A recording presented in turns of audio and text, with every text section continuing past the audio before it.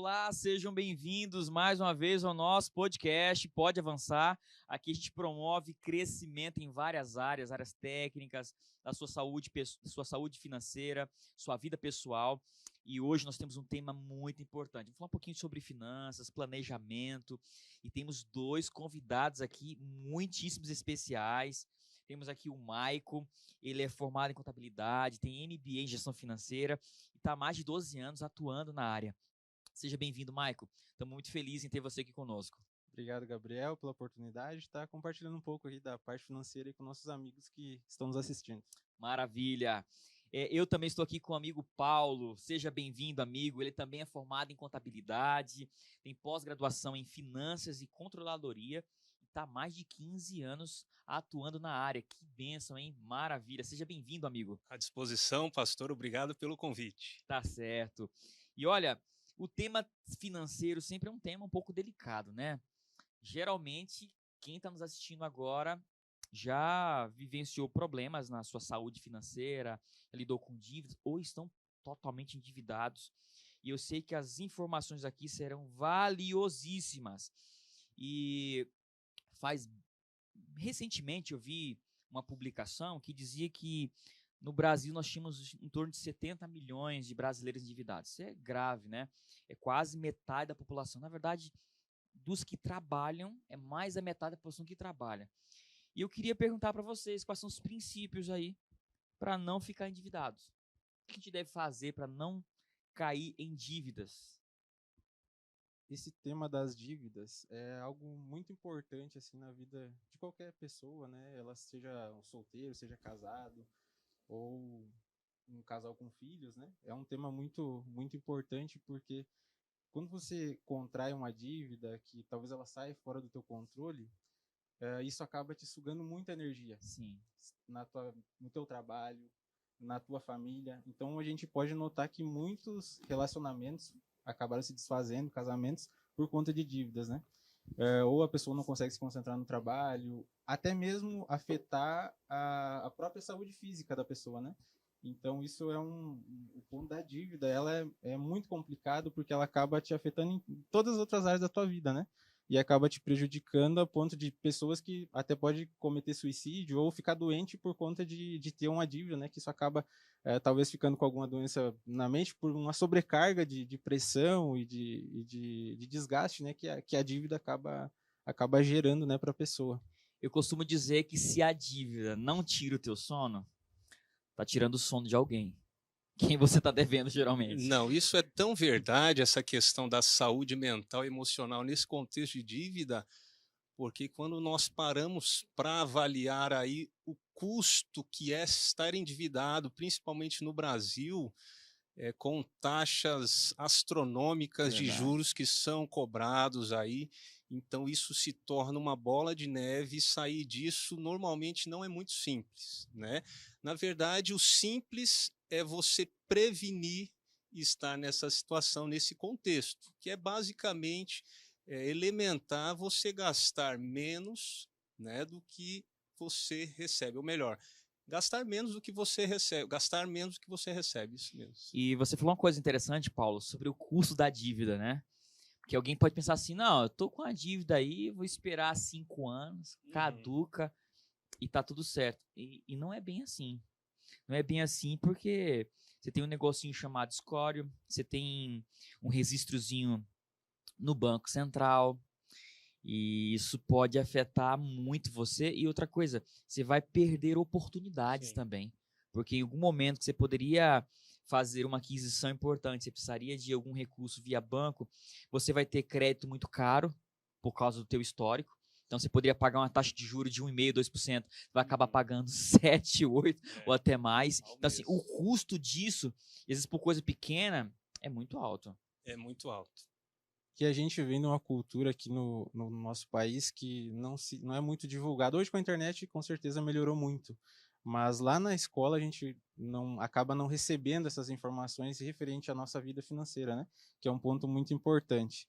Então a pessoa antes de começar assim, tá começando a trabalhar, vai estar pensando em se casar, é importante também a pessoa investir um pouco na educação financeira. Porque, infelizmente, no nosso ensino público, até nas escolas particulares, a gente não tem lá desde o começo, né, quando é criança, ali, o adolescente, de ter esse incentivo a estudar a parte financeira. Então, quando acaba chegando à vida adulta, acaba meio que ficando sem ter um norte, né, para conseguir. Isso mesmo, só aprende só a gastar, ainda gastar mal pra Exatamente. caramba. Eu acho que isso daí é tão relevante porque, como a gente fala para pessoas diferentes, né, os conceitos se aplicam de forma diferente da pessoa que está recebendo a informação, como ela foi formada, como que era o contexto familiar dessa pessoa na infância. Então, isso é muito relevante que o Maicon falou, de ter uma educação financeira tanto na escola como no lar, porque vai fazer diferença para essas pessoas na vida adulta, quando vierem ali, quando vier o primeiro salário, como vou fazer, como que eu vou gastar, quanto que eu vou reservar, para que tenha uma saúde financeira saudável ao longo de toda a vida profissional. Hoje, através da internet, a gente tem muita informação já que é importante, né? Eu anotei alguns pontos aqui que, para mim, são, digamos, bases para que você não entre em dívidas e, caso você entre, também você consiga sair dela sem ter todo esse desgaste, né? Muito Então, mais... amigos, vai uma informação de ouro agora. Se você tem aí papel e caneta, prepara para anotar. E se você não tem, não corre para pegar não, porque pode você perder um ponto. Então, pega o seu celular e vai anotando aqui alguns conselhos pontuais aqui para você. Primeiramente, a gente precisa ter noção de que a gente está gastando. Então, através de um controle financeiro, seja através de um aplicativo, seja através de uma planilha, é importante que você lá separe por áreas quanto que você tem seus gastos mensais, como preparando um orçamento, né? Então, você vai colocar lá quanto que é o meu gasto com moradia, com energia elétrica. No nosso caso aqui, no contexto cristão, colocando primeiramente ali Deus, né, na fidelidade, Sim, nos importante isso dízimos, mesmo. nas ofertas, né, nosso pacto.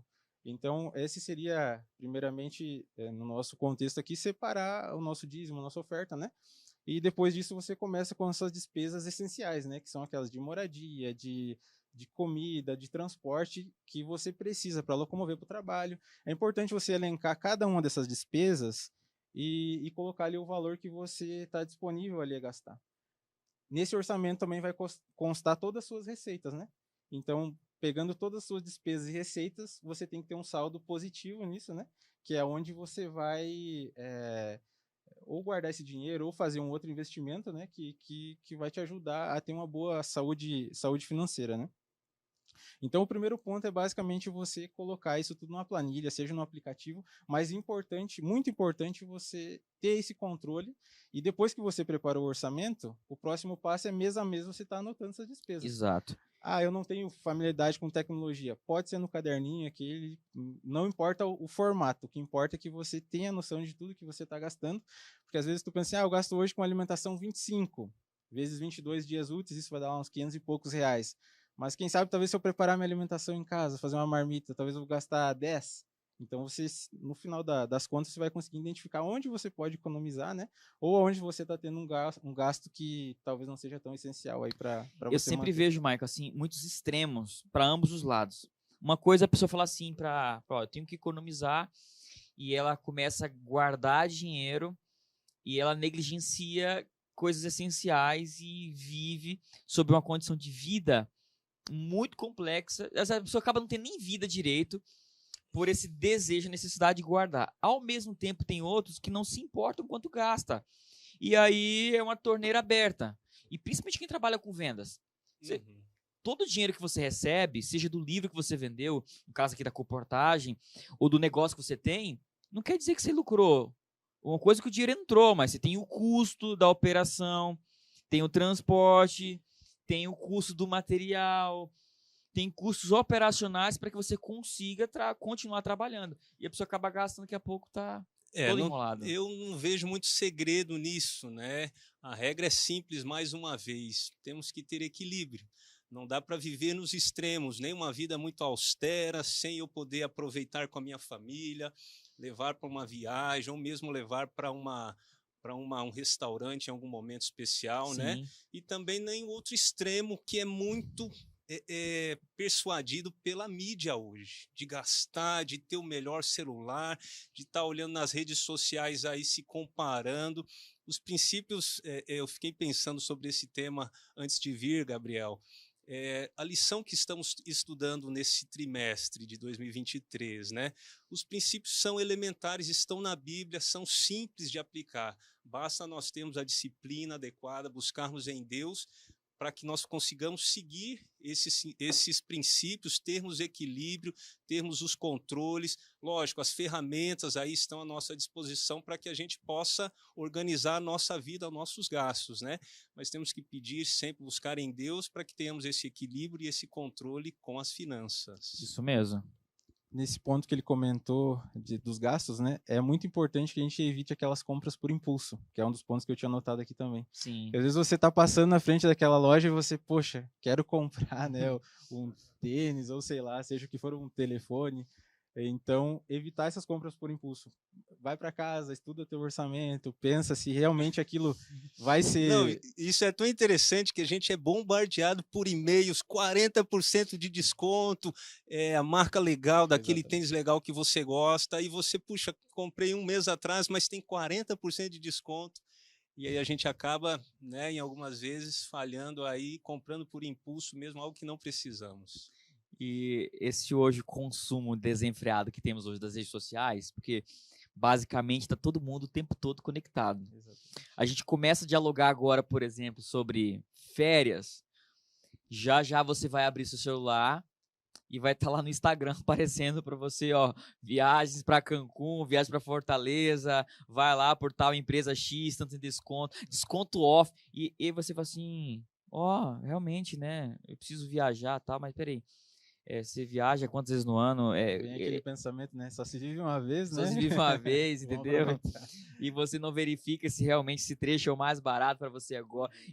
Mas tá ali, você tá 24 horas por dia sendo bombardeado com o algoritmo dizendo assim, ó, compra, consome, E hoje compra. em dia, as lojas, os bancos, eles fornecem muito crédito, né? Através dos cartões de crédito de bancos ou através dos cartões de crédito de lojas, né?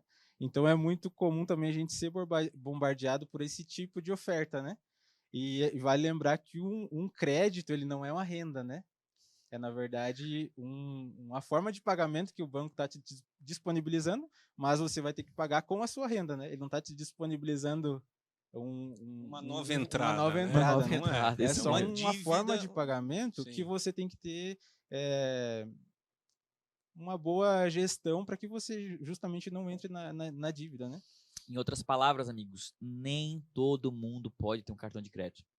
E não é porque o banco não disponibilizou limite, mesmo tendo. Mas é se você não tem o controle devido, se você não se conhece muito bem, é melhor não optar pelo cartão, fazer compras à vista, do que cair em endividamento. Cartão de crédito não é uma segunda renda, como foi bem dito aqui.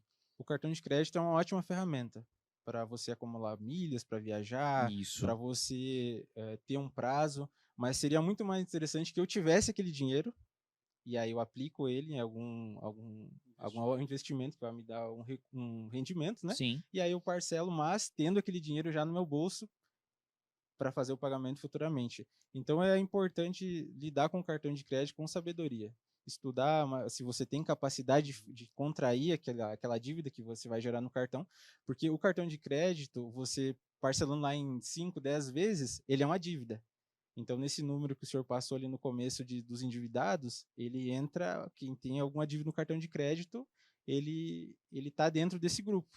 Então, todos nós que parcelamos qualquer coisa no cartão é uma dívida. E o cartão, quando eu não consigo arcar com o saldo da fatura, se não é a maior, é uma das maiores taxas de juros, excede 300% ao ano. Gente, já fez absurdo. conta do que é isso? Uma dívida de R$500 no muito... cartão de crédito, num período de 5 anos, vai estar em torno de R$600 mil a dívida. R$500. R$500 pode virar 600 mil em 5 anos. Em 5 anos.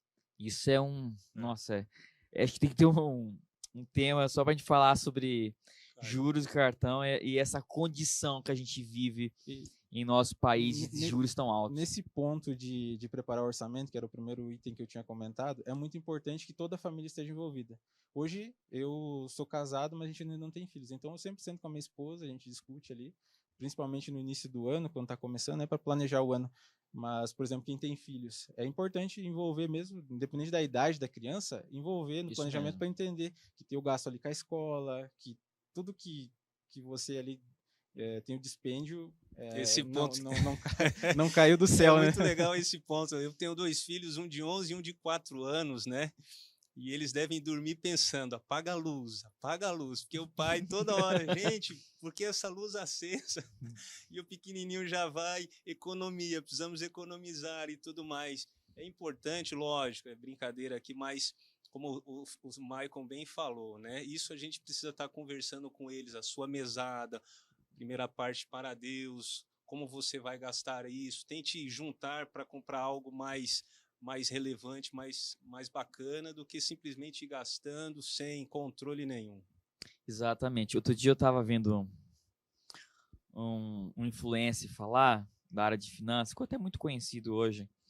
E você tem hoje uma outra classe social, né? Que é o dublê de rico, né? É a classe pobre alta.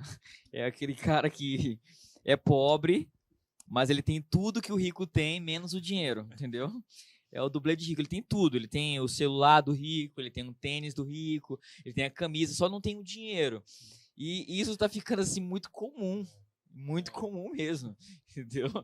É muito importante ter o equilíbrio, né? E ao mesmo tempo tem o rico, o pobre com dinheiro, né? Que é o rico, aquele que também segura e não, né? Então, outro dia eu vi a história de um bilionário aí. Tem vários extremos, né? De um bilionário brasileiro aí, um grande investidor da bolsa que ele até hoje costura as próprias camisas, sabe? Mas assim, não tem vida, né? Não tem esposa, não tem família, não aproveitou. Ele conseguiu acumular recursos, mas ao mesmo tempo perdeu as coisas mais preciosas. O tempo, a relação entre família, enfim, não aproveitou nada. Exato. Aí que entra o equilíbrio tanto das duas partes, né? Independente da quantidade de recursos que você tenha, tem que ter o equilíbrio. Que esse é um dos principais princípios na vida financeira, é o equilíbrio. Exatamente. Que você guardar dinheiro só por guardar também não faz sentido. Faz sentido. Ao mesmo tempo, você gastar sem ter nenhuma condição faz muito menos ainda. Perfeito. Partindo assim para como gastar, ou melhor, como investir esse dinheiro. Isso passa muito, Gabriel, não sei se nós vamos entrar nesse tópico agora, sobre como fazermos o melhor investimento. Né? Uma vez que a gente pensou aqui sobre os gastos, fazer os controles, naturalmente dentro disso temos que reservar uma parte das nossas entradas para investirmos, para guardarmos. Aí isso vai depender muito do perfil, da idade da pessoa, qual que é o propósito. Se eu vou investir para aposentadoria, existem uma série de investimentos para longo prazo. Se eu vou investir para trocar um carro, para comprar uma casa. Então, nesse aspecto da reserva, do investimento, nós temos também um leque enorme de informações sobre isso. Como que avançamos agora? Então, eu queria só fazer um comentário antes de a gente entrar nessa parte, ainda na questão da dívida, Sim. se me permite. Não assuma dívidas em benefício de terceiros. Nossa, é um ponto muito importante. Todo mundo que decide ser fiador acaba se dando mal em algum momento. Isso é bíblico, inclusive, né, Maicon? Então, é um tópico muito importante porque talvez, acho que todos nós, ou em algum momento, se a gente não foi abordado ou vai ser abordado em algum momento por alguém, tem como comprar no teu cartão, tem como você emprestar teu nome para mim fazer uma compra? Então, é muito importante. Talvez, nesse momento, se você falar não para a pessoa, vai gerar um certo desgaste. E vai passar o tempo, a pessoa vai esquecer disso e a gente vai voltar a ser amigos. Mas, provavelmente, se essa pessoa contrair uma dívida, você contrair uma dívida para um terceiro e essa pessoa não pagar para você, provavelmente aquela amizade ela vai acabar se desfazendo. Ou um familiar. Então, é muito importante você ter muita atenção quando você servir de fiador ou emprestar o recurso para alguém. Então, isso é muito importante a gente ter em mente também. Tem uma coisa assim que é bem interessante e até lógica. Se surgir o meu nome, eu me descontrolei e me entrei em dívidas. Eu não consigo pagar, não consigo resolver. Não consigo nem negociar o que está acontecendo para ter novo crédito. E agora eu peço o seu nome para eu comprar. Cara, se eu não consigo resolver o meu... Justamente, se você pediu o nome de alguém é porque provavelmente o teu tá com problema, né? Exatamente. Quem diz que eu vou conseguir resolver agora o seu também, além do meu que já tá ruim? Então, fica a dica aí. Eu queria, antes para esse tema de guardar dinheiro, de investir, eu queria tratar de um assunto aqui, porque às vezes eu converso com alguns casais e sempre me perguntam, mas quem deve cuidar das finanças na família? É o homem que deve cuidar? É a pessoa que trabalha? Porque tem casos também que a esposa também trabalha. Cada um cuida do seu. A mulher que tem que cuidar. Quem tem que cuidar das finanças? Bom, eu acredito que todos são responsáveis. Bom, enfim, desde o menorzinho, os filhos maiores, o esposo e a esposa, dependendo do contexto familiar. Eu penso que aquele que tiver maior aptidão, mais aptidão, ou o esposo, ou a esposa, enfim, quem tiver maior aptidão em ter o controle, em manter isso atualizado, o importante é alguém precisa fazer. O lar, a família não pode passar o mês a mês e gastando sem ter ali os registros. Nós, como contadores, essa questão do registro é muito importante, né? Então, o registro precisa ser feito no final do mês, uma reunião familiar. Olha, gastamos mais aqui, ali, precisamos enfrentar melhor esse grupo de despesas aqui, porque toda a família tem que estar envolvida. Exatamente. Esse processo tem que ser participativo, né? Como Sim. ele comentou. Mas precisa, digamos assim, ter um dono da planilha, né? Alguém que vai registrar. E isso pode ser o homem, pode ser a mulher, é justamente quem tiver mais afinidade com a área, né? Quem tiver mais afinidade com o tema vai saber lidar melhor com isso, mas tem que ser um processo onde que vai ser conversado, onde a pessoa tenha também certa autonomia. Tem várias formas de lidar no casamento ou quando é solteiro. No casamento, você pode escolher ter uma conta conjunta ou você pode ir para cada um ter sua conta, vai de como cada casal vai preferir trabalhar, né, na questão financeira. Mas caso você opte por ter uma conta conjunta, tem algumas coisas que são importantes, né? Que cada um tenha também uma certa autonomia, né, para fazer os gastos, né? Para que, por exemplo, assim, a sua esposa quer dar um relógio de presente de aniversário. Aí ela vai lá passar no cartão, ele vai ficar sabendo do presente, né? Então tem que ter o equilíbrio. Cada casal acho que tem que conversar e tal. Quando você é solteiro também, você fazer seu planejamento ali e estudar bem como que você vai trabalhar essa forma do teu orçamento. Exato. Tem um ditado, né, que diz que cachorro que tem 2 donos passa fome. Não dá para 2, 3 pessoas cuidar da mesma planilha, mas todo mundo tem que estar envolvido no processo, como vocês falaram muito bem. Alguém tem que cuidar e essa pessoa passa para todo mundo, conscientiza onde está indo, o que estamos gastando, o que estamos poupando, faz uma prestação de conta daquilo ali. E, de fato, é isso mesmo. Quem vai cuidar? Quem tem mais habilidade, quem tem mais condições de cuidar, né?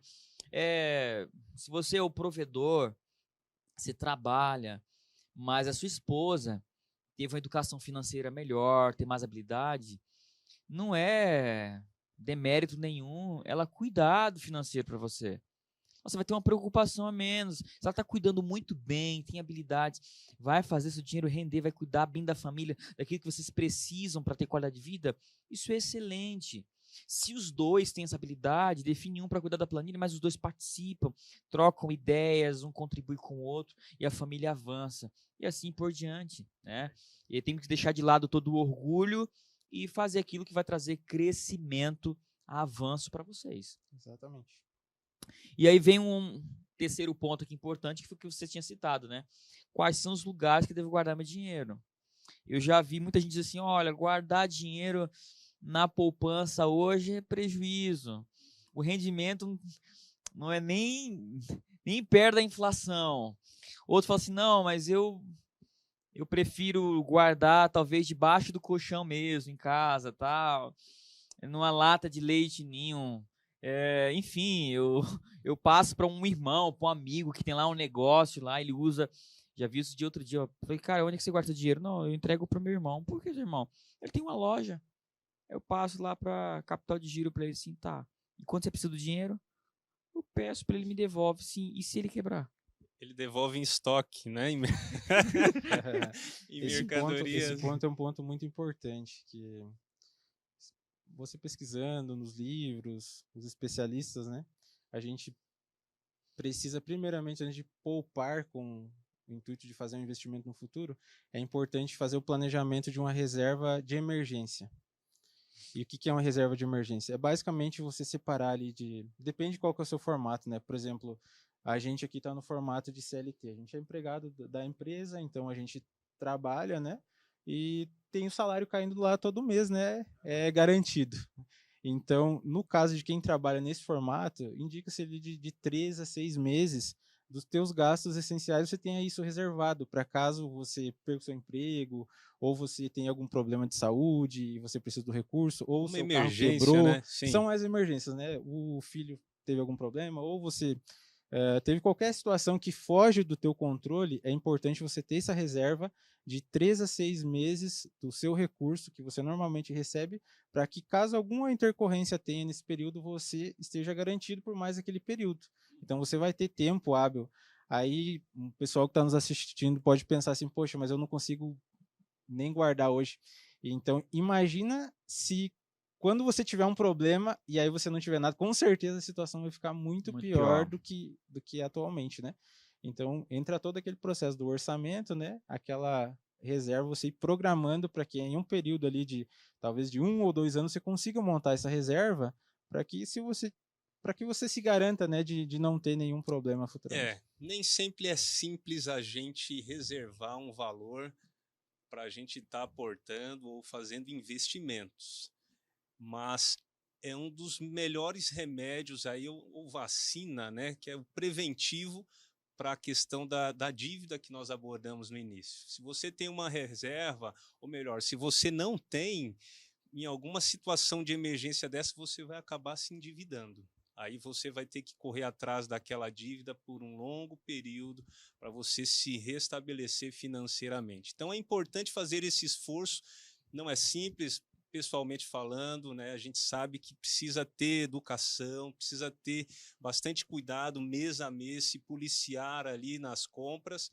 para que você mantenha um valor do seu salário sendo investido mensalmente e esse investimento te rendendo juros não só protegendo contra a inflação, que todos conhecem aí a questão da inflação, os preços aumentam a cada dia, então você precisa ter um investimento bom, saudável, que possa te garantir ganhos acima da inflação, inclusive. No caso de quem não trabalha nesse formato também, de carteira assinada, e não tem, digamos, aquele rendimento fixo, pode ser um vendedor, pode ser um empreendedor, é muito importante que ele também faça isso, porque a gente teve, por exemplo, o exemplo da pandemia. Chegou um momento que o comércio fechou, e agora, o que eu faço? Da onde que eu vou tirar recursos? Quantas empresas não quebraram falta de caixa? Exatamente. Então, e as pessoas que são autônomas também, imagina, de um dia para o outro eu já não posso mais trabalhar. E aí, como que, se você está no dia a dia trabalhando e aí simplesmente hoje eu não posso mais trabalhar, como que você vai conseguir se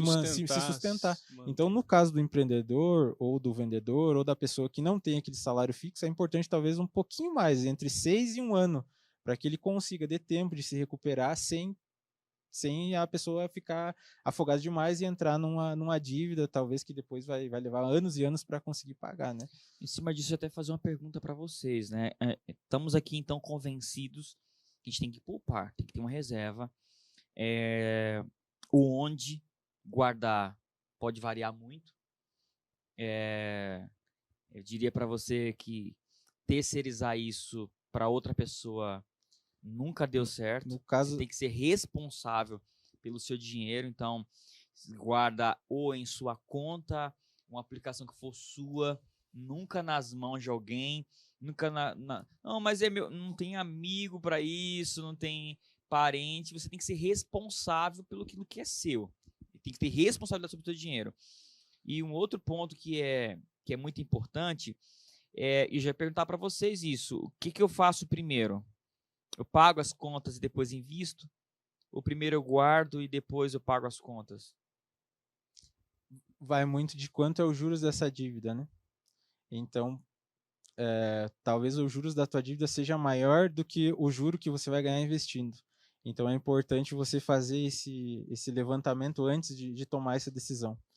Porque se a dívida ela é mais barata do que os juros que o mercado hoje paga, é importante você primeiro quitar a sua dívida, né? E depois você começa a investir. Se estiver muito próximo, inclusive, se você precisar tomar uma decisão entre o valor dos juros da dívida e o valor dos juros do investimento, se for uma coisa muito próxima, aí aquele conceito que nós trouxemos no início do podcast, né, da nossa conversa, que você se livrando da dívida, você tem mais tranquilidade para viver. Você se livra disso, você se livra de uma dor de cabeça, entre aspas, né?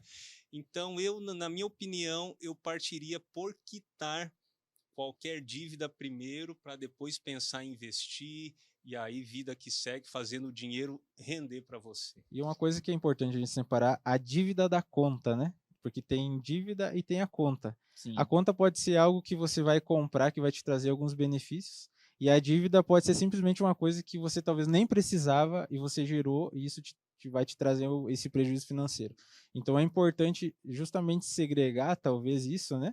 Porque talvez eu vou fazer um investimento para colocar um negócio, ou vou precisar talvez me endividar para talvez ter um ganho futuro, né? E a dívida muitas vezes é alguma coisa que você contraiu por algum descontrole que você teve. Não foi pensando talvez em investir num negócio, ou talvez adquirir alguma coisa que depois eu vou poder fazer uma venda. Um imóvel, por exemplo. Um imóvel. Sim. Então não deixa de ser uma dívida, mas tem que ser controlado, né? Exato. Às vezes a gente não quer abrir mão de alguns prazeres para a gente ficar em dias e desfrutar depois dele. Por exemplo, às vezes eu tenho uma dívida, ela está começando a me consumir porque a taxa de juros é alta, e eu falo, não tenho que pagar, fico desesperado, e quais são as alternativas que geralmente vocês vão buscar? O que dá dinheiro rápido? Aí começam a comprar cursos, robô de não sei de quê. Promessas. Você aplica o dinheiro tal qual você tem um retorno de taxa de juros assim, astronômicas, tipo, você vai ter um retorno de 3% ao dia. Meu Deus do céu. Tem muitos casos, né, pastor? Tem muitos casos, parece até engraçado mesmo, mas é trágico para quem entra nisso daí. Hoje em dia fala-se muito das criptomoedas, né? Enfim, eu conheço muito pouco, tenho que admitir, mas não raras vezes a gente vê no noticiário pessoas que perdem, assim, dezenas de milhares de reais nesses investimentos, que têm as suas promessas ali muito acima da realidade comum que a gente vê de mercado, aí, de outras opções de investimento, mas realmente não fosse assim, o prejuízo que isso causa, chega a ser engraçado as propostas que aparecem mesmo. Sim, e aí detalhe, o que a gente deveria fazer é o oposto. Cara, se eu tô com uma dívida, isso tá me atrapalhando de eu avançar, cara, o que eu tenho que eu posso transformar isso em dinheiro e pagar minha dívida? Me livrar dos juros. É o seu celular, que é 4, 5 mil reais? Pois é, amigão, começa a usar um de 1.000, vende ele, a diferença abate a dívida. Olha para tua casa, vai no teu quarto, na despensa, você vai encontrar um monte de coisinhas que o OLX está doidinha para ver e você se desfazer. Porque o que você tem que fazer é resolver o teu problema. E assim, não é arrumar mais um para você. Se você não seguiu esses primeiros passos, que é basicamente controlar o seu orçamento, ter o controle dos seus gastos, anotar e fazer sua reserva financeira, você chegou no momento que você está endividado, fato, já aconteceu, você precisa procurar uma dívida mais barata. E o que eu quero dizer com isso? Se a tua dívida está no cartão de crédito, se ela está no crédito rotativo, que é o cheque especial, é importante que talvez você procure o banco para ver uma outra opção que vai sair um pouco mais barata. Talvez você vai contrair uma dívida de um empréstimo que pode ser de 12% ao ano, onde o cartão de crédito dá 10% ao mês de juros.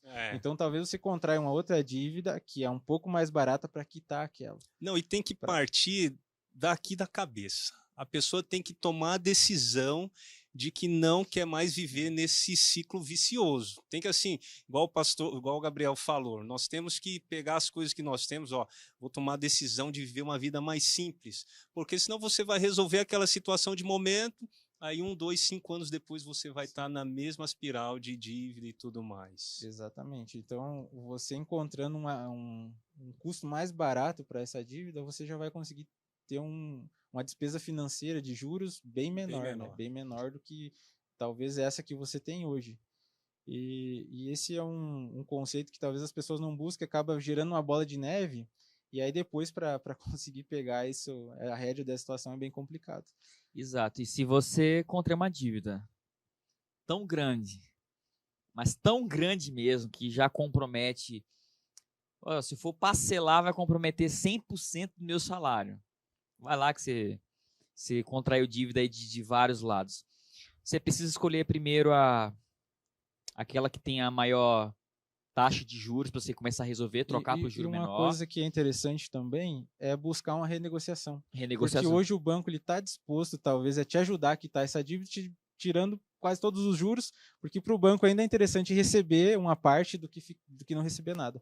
Então é importante buscar, seja o banco, ou seja um credor, seja a pessoa física, buscar essa pessoa para tentar renegociar. Eu ia falar para buscar um pastor, porque 100% do teu orçamento na dívida é complicado. Na verdade, assim, tem que buscar, sim, um profissional da área, vai ter que sentar o gerente da conta, enfim, alguém que possa dar uma orientação. Mas aqui a gente está querendo trabalhar no preventivo, Gabriel, para que não chegue assim a 100%. Imagina, isso é um cenário trágico, realmente. Então, trabalhar no preventivo, buscar ali, se for se endividar por algum motivo, buscar conhecer exatamente as taxas, quanto que isso vai comprometer do seu orçamento, e aí seguir aí as dicas aí. Isso mesmo. É uma frase que é um clichê, mas se é clichê é porque é importante, tá? Nada vira clichê se não for importante. Que diz que mais importante de saber quanto você ganha é saber quanto você gasta. Com certeza. E isso passa pelo controle. E um desafio que talvez você pode ter é de falar assim, olha, eu sou o tipo de pessoa, tenho um tipo de perfil que eu não consigo colocar em uma planilha, eu não tenho paciência para organizar, a minha esposa também não tem. Então, como é que eu vou me organizar se eu não consigo fazer isso? Eu acho que vocês podem dar um conselho relacionado a isso, mas eu vou dar aqui o meu. Eu acho o seguinte, existem coisas que a gente acaba fazendo pelo hábito de fazer. Talvez você não tenha habilidades com a planilha, talvez você diz que não tem paciência, não tem condição, mas se você entender que aquilo é essencial para a sua sobrevivência, você vai começar 1, 2, 3 dias, uma semana, 2 meses, e isso vai virar um hábito, e daqui uns dias não vai ser mais um problema tão grande, até porque não é complexo. Em um simples Excel, você já consegue organizar algumas básicas informações. Pode ser até difícil, mas não é só simples fazer o controle, mas tentar viver uma vida simples também, né? Por mais que a gente seja bombardeado aí por N notícias aí de marketing, de publicidade, é a gente colocar no coração e na mente a vontade de Deus na Bíblia de viver uma vida simples e aí tendo o controle dos nossos gastos para que a gente possa ter saúde financeira. Se você pensar só nesse lado, vou ter esse trabalho, né, de registrar, de controlar, talvez isso vai ser um pouco maçante mesmo, você não vai conseguir, talvez, levar isso por muito tempo. Mas se você pensar no prêmio que você vai receber no final e avaliar, isso também vai ser importante. O que é o prêmio? Você talvez sobrar algum dinheiro para fazer uma viagem com a sua família, Sim. você investir para talvez realizar um sonho. Ter um objetivo, exato, né? Então, talvez essa troca vai te dar um pouco mais de ânimo para estar fazendo esse controle que, primeiro, que ele vai te dar mais tranquilidade, né? E saber onde que você está gastando mais, o que você poderia economizar. E no final você vai conseguir talvez ter um saldo positivo maior do que aquilo que você esperava e você vai conseguir realizar alguma coisa que você tinha em mente. Então, e aí isso vira um ciclo, né? Que você vai fazendo, você vai vendo que isso tá te trazendo resultados. Então não vai ser aquela coisa pesada, né? Para você estar fazendo no dia a dia. É isso mesmo, gente. Queria perguntar mais coisas para vocês, mas nosso tempo acabou. Mas a gente vai fazer nossa parte 2, porque eu ainda estou com curiosidades aqui. Então vocês já estão convidados para retornar, para a gente fazer uma parte 2 aqui desse tema, a gente aprender mais sobre esse assunto, foi muito agradável. Eu queria até fechar com um exemplo, que há pouco tempo eu ouvi do Flávio Augusto, foi um dos bilionários brasileiros mais jovens se tornar bilionário. Ele falou assim, na entrevista que ele estava participando, falou assim, você já tomou Bezetacil? Sabe para que serve? É uma injeção que dói muito. Geralmente você toma quando você tem alguma inflamação séria, ou combater algum tipo de bactéria, enfim. E por que você toma, mesmo sabendo que dói muito? É porque é uma questão de sobrevivência. Se você acabar não tomando ela, ele tem as miligramas, 600, 500, se você não tomar, você pode acabar morrendo. Mas é morrendo mesmo, literalmente. Você toma porque se você não tomar, você morre. Ele diz, cuidar da vida financeira é uma questão de sobrevivência. Ou você cuida, se organiza, ou você vai acabar morrendo. E pode ser literalmente, você vai perder sua família, você vai perder a sua paz. E isso é terrível. Então, amigos, cuida da sua vida financeira, continua acompanhando a gente, aprende, porque isso é uma questão de sobrevivência. E, gente, muito obrigado por estar aqui. Obrigado ao Maico, ao Paulo. Obrigado, Gabriel. Obrigado a você que nos assistiu até agora. E continua conosco. E não esquece de dar aquele like, tá? Compartilhar com seus amigos e seguir a gente nas redes sociais. Um forte abraço para você e até o próximo. Pode avançar.